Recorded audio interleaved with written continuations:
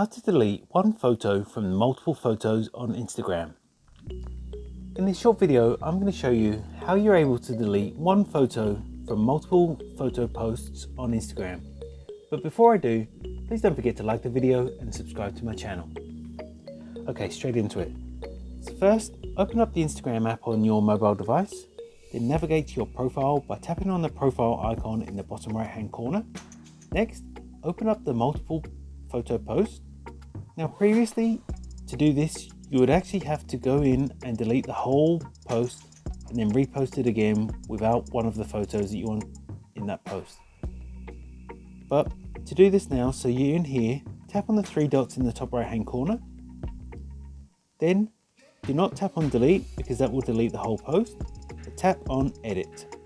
And as you can see in the top left hand corner, there's a trash icon. So all you need to do is tap on that trash icon, then confirm that you would like to delete that photo. Then that photo is then going to be deleted from this post. And that's all it takes to delete one photo from multiple photo posts. If you found this video helpful, I'd love it if you liked the video and subscribe to my channel. Thanks for watching.